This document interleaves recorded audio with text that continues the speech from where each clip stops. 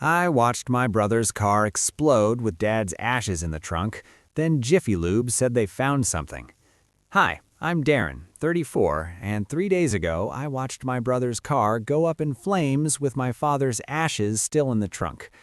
You ever have one of those weeks where every single thing that could possibly go wrong doesn't just go wrong, it chooses violence?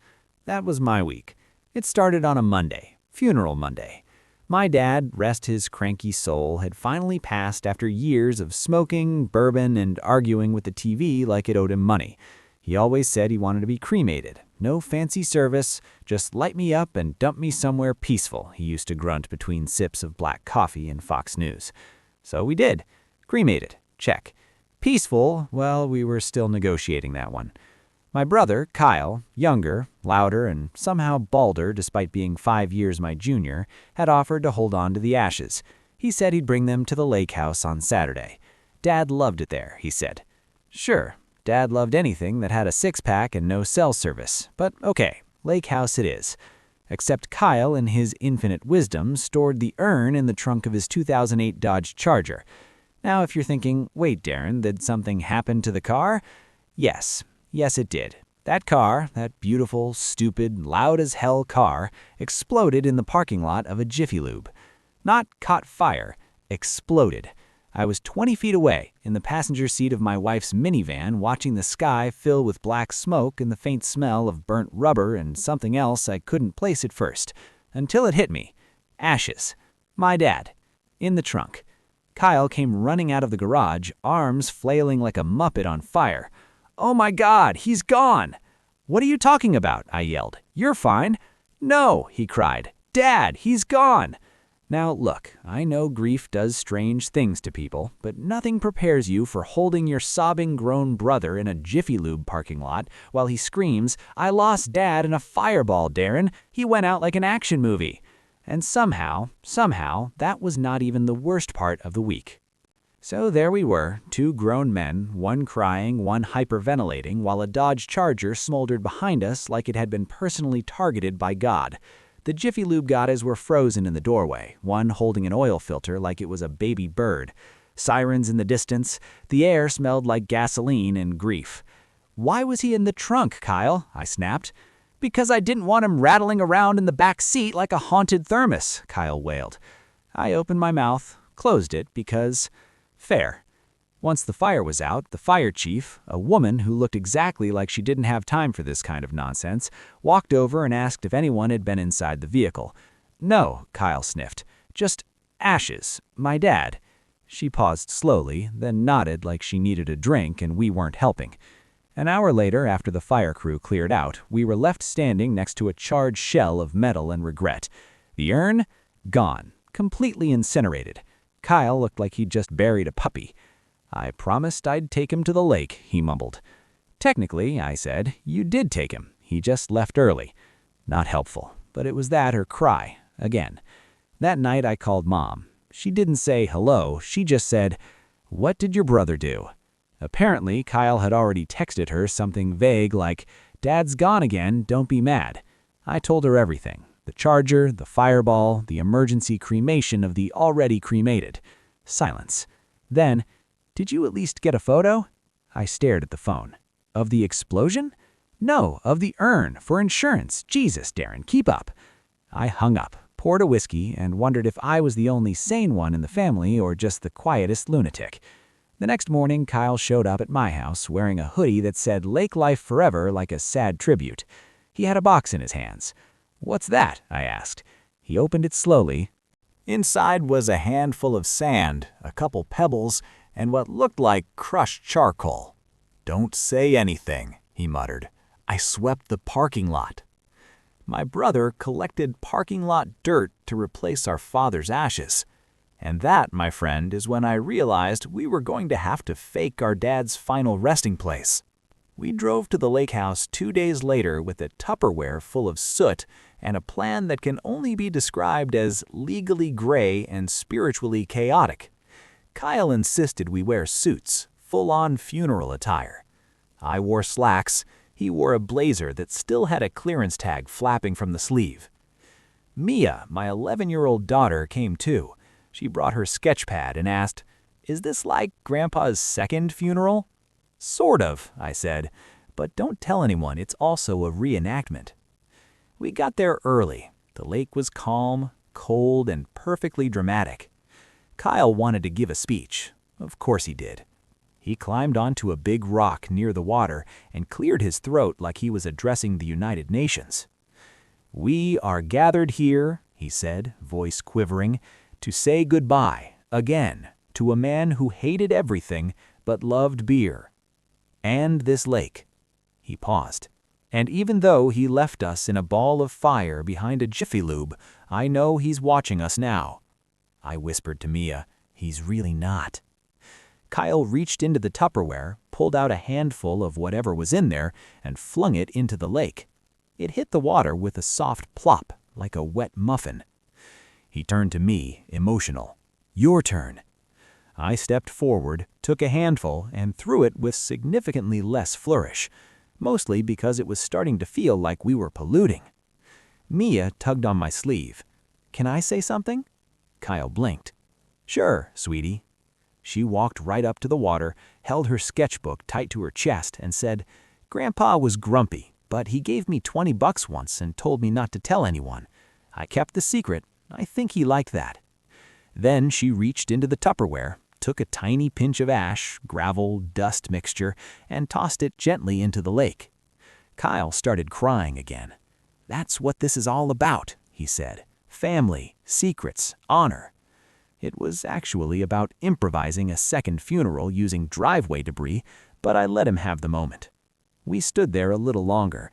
Then Kyle turned to me and said, "So, you think we can tell Mom this was the plan all along?" "Absolutely not." "I mean, she doesn't have to know it wasn't really him in the lake." I raised an eyebrow. "You burned her husband behind a lube shop and then brought lake pebbles in a Rubbermaid. I think she'd know." He nodded solemnly. "Fair." We packed up in silence. As we were loading the car, Kyle paused and looked out over the lake.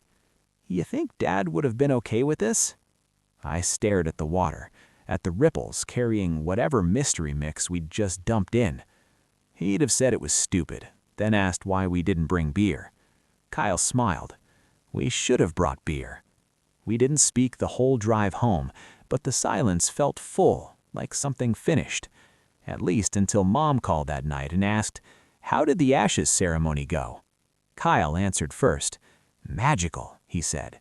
And I swear to God, I heard her say, "Did you bring back the urn?" Kyle's eyes widened like someone had just asked if he'd buried evidence in the yard. I was across the room mouthing, "No, no, no, don't say anything." But it was too late. The urn?" he stammered into the phone.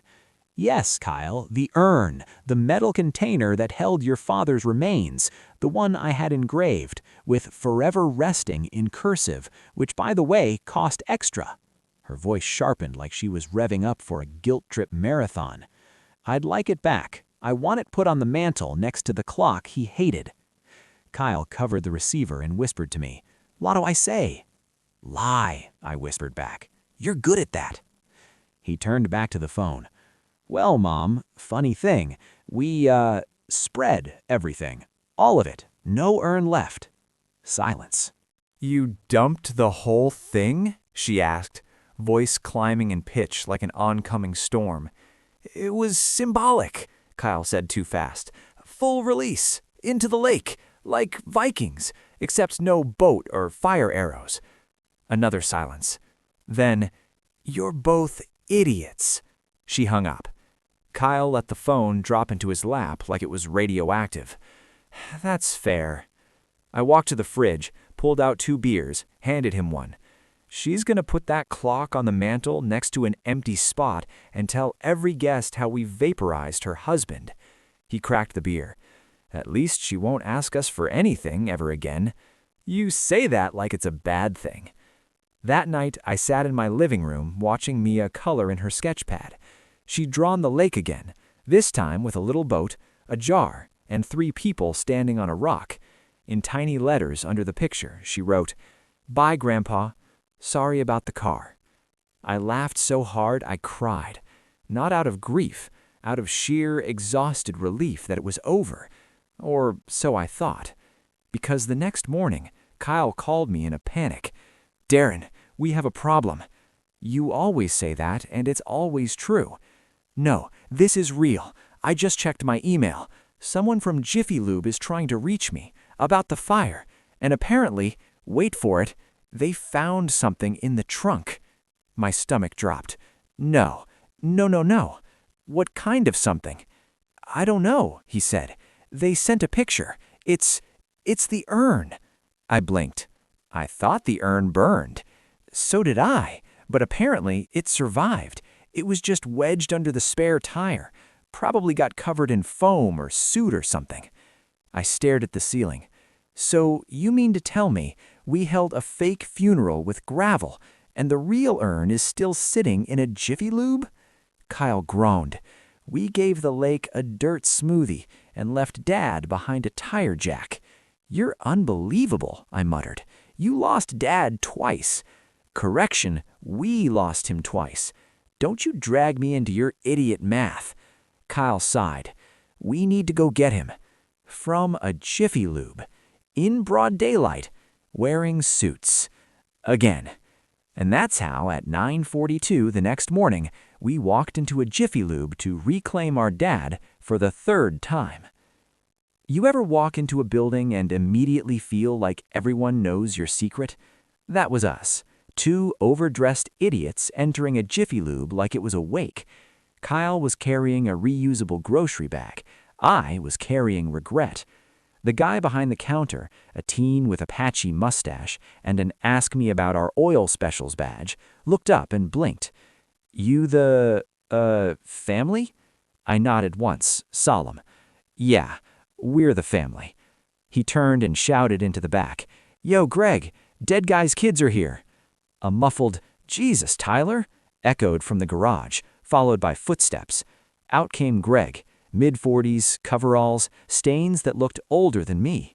He walked toward us holding a large cardboard box with both hands like it was a sacred artifact. Inside it, resting crookedly in a bed of rags and paper towels, was the urn. It was mostly intact, a little scorched. The engraved "Forever Resting" had melted just slightly, so now it read something closer to "Faux Est-n." Greg cleared his throat. "It was when we moved the wreck we found it. It was wedged under the tire well. Survived the blast somehow." Kyle stepped forward slowly, like approaching a sleeping bear. "Is it full?" Greg shrugged. "Hard to say. We didn't open it. Out of respect." Tyler piped up from behind the counter. "I Googled it. Those things are supposed to be airtight, unless they're cheap." Kyle glared at him. "It wasn't cheap." It was. We both knew it. It came from a catalog called Heavenly Deals, and Kyle used a promo code. Greg handed over the box. "Anyway, sorry for your loss, again." "Thanks," I muttered, taking the box like it was a newborn. "We'll take it from here." We got back into Kyle's backup car, his wife's Prius, which still smelled of apple juice and frustration. We sat in silence. Then Kyle asked the question, "So, what do we do now?" I stared at the box.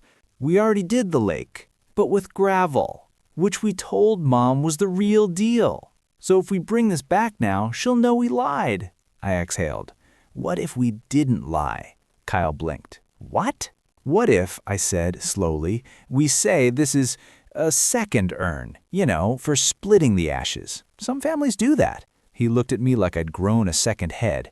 You want to gaslight our mother with a bonus urn? Do you have a better plan? He didn't. Of course not. So we went to Target, bought a different urn, sleek, matte black, very modern grief. Then we went back to my house, poured half the contents of the scorched urn into the new one, and labeled it for mantle use only. When we delivered it to Mom that evening, she was suspicious.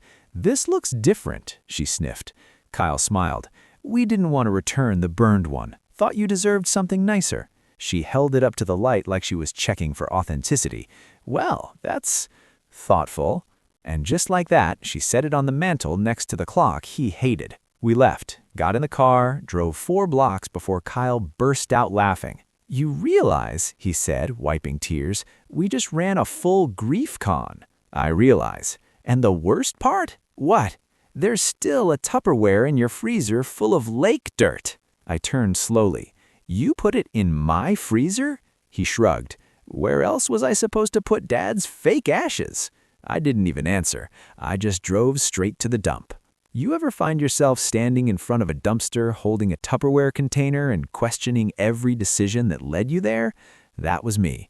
10:14 p.m., municipal waste facility, freezing wind slicing through my hoodie, holding what was technically lake mud, spiritually ash-adjacent, and emotionally complicated. Kyle was beside me, hands in his pockets, staring at the Tupperware like it might speak.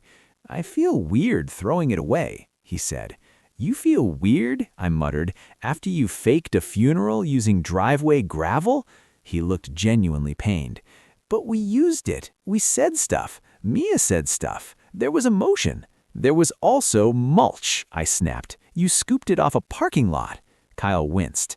Okay, point taken." We stood there, silent, while the wind howled through the fence like a ghost with opinions. "Maybe we bury it," he offered suddenly. "In the dump?" "No, like behind your shed. A quiet spot. Let it return to nature." "You want me to bury a Tupperware of fake Dad in my backyard?" He nodded solemnly, like he was suggesting we honor an ancient ritual. I sighed. And then I did what any exhausted older brother would do. I let him. The next morning, we woke up early, snuck into my backyard like raccoons, and dug a small hole behind the rusted lawnmower nobody ever used. Kyle lowered the container in like it was a time capsule. Then we stood over it. He said, "Rest in peace, honorary ashes." I added, "Sorry about the plastic." Mia later found the little mound and asked if we were burying treasure. Kyle said yes. I didn't correct him. For a while, things were quiet. Mom proudly displayed the mantle urn and told everyone who visited that she'd had to upgrade after those idiot boys brought her a scorched tin can. She loved telling the story, especially the part where she had to clean the soot off the rug. We let her have it. Mia started drawing Grandpa with a little speech bubble that just said, "Don't light my car on fire." Kyle laminated it and hung it on his fridge. For the first time in months, our family found something weirdly resembling peace. Until the day the letter came. It was addressed to me, handwritten, no return address. Inside was a single sheet of paper, printed neatly, "To whom it may concern. We recently recovered security footage related to a vehicle incident at one of our properties. Due to the unusual nature of the event and what appears to be the handling of human remains on our premises, we are required to follow up per state and corporate policy. Please contact our legal department to clarify ownership and liability. Regards, Jiffy Lube Regional Operations." I reread it 5 times. Then I called Kyle. He answered on the second ring. "You got the letter, didn't you?" "You knew about this?" "I might have gotten mine yesterday. I was hoping it was junk mail." "Kyle, they have footage." He sighed. "Do you think they saw the Tupperware?" "I think they saw everything." I glanced at Mia, who was in the living room watching cartoons with a bowl of cereal. She looked so peaceful, so unaware that her father and uncle might soon be subpoenaed for urn-related misconduct. "What do we do?" I asked. Kyle was quiet for a second. Then, "We do what Dad would have done." "Which is?" "Deny everything and blame the government." Oh, groan. "We're screwed." He exhaled. "Yeah." Because the truth was, we had faked a funeral, fabricated ashes, buried Tupperware, and possibly violated some kind of cremation law, all while being caught on security footage at a national oil change chain. And somehow, in the middle of it all, our mom still thought she was the victim. A week later, we found ourselves in a conference room at the Jiffy Lube regional office. The walls were beige, the carpet was beige, the energy was nervous beige. Across from us sat a man in a tie too tight for his neck and a nameplate that read, "Kenneth, Risk Management." Kyle was sweating like we were on trial for arson. Kenneth opened a folder.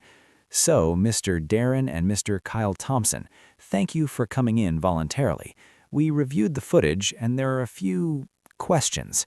He slid a still image across the table. It was me, mid-throw, launching something into the dumpster with deep commitment.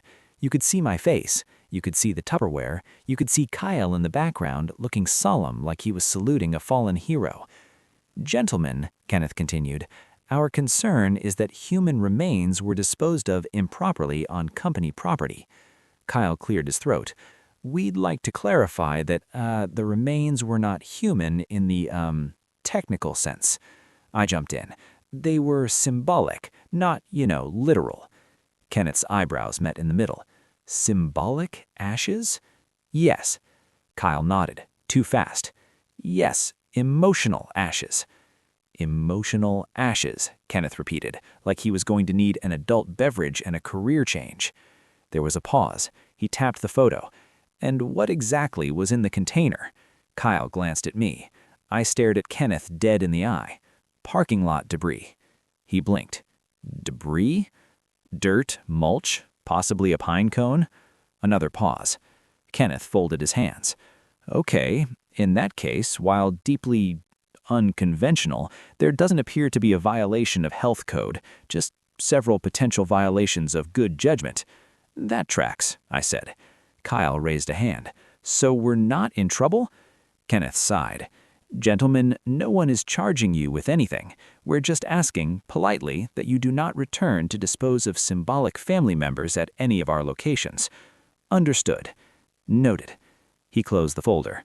And unofficially, I lost my dad last year, and I gotta say, this is the weirdest, dumbest, most strangely touching thing I've ever seen. Don't do it again. We left without incident.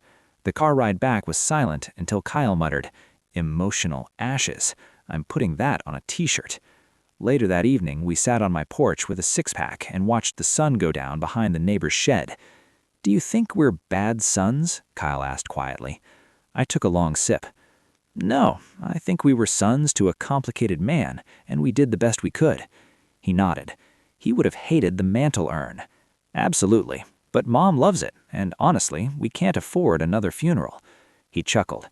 Do we tell Mia any of this? I shook my head. She's happy. That's the win. And for the first time in this whole ridiculous journey, I realized I actually meant it. 2 weeks later, Mia came home from school with a story. Dad, she said, pulling off her backpack, we had to do family trees in class. Mine had a branch just for Grandpa. I smiled. Nice. Did you draw the lake? Yeah, she said proudly, and I put a little star next to his name. A star? For the explosion, she said casually. It felt important. Kyle, who was sitting at the kitchen table pretending to work on his laptop, snorted so hard he choked on his tea. You put an explosion star on the family tree? He asked. Mia nodded. It was a big part of his story. I couldn't argue. She wasn't wrong. Later that night, after she was asleep, I found myself standing in front of the mantel at Mom's house. The urn sat in its place next to the ticking clock, quietly mocking us with its smooth, matte finish. Mom appeared in the doorway behind me. I still think you boys should have let me plan the ceremony. I didn't turn. He hated ceremonies. He hated a lot of things, she muttered. We stood there for a while, just listening to the clock tick between us. Then, softly, she said, he would have liked the lake. He did, even when he pretended not to. She finally stepped into the room, looked at the urn, then at me. Did you really lose it, the first one? I hesitated. It was a complicated day. She sighed, long and slow. You boys always were idiots. Learned from the best. A beat, then she smiled, just a little. You're lucky Mia turned out better than both of you. Yeah, we really are. Back at home, I found Mia's sketchbook open on the couch. She'd drawn another picture. The lake, the three of us, and this time, one little jar in the sky with sparkles around it. She'd written, in crooked block letters, Grandpa went boom, but he's still here. And somehow, that said everything.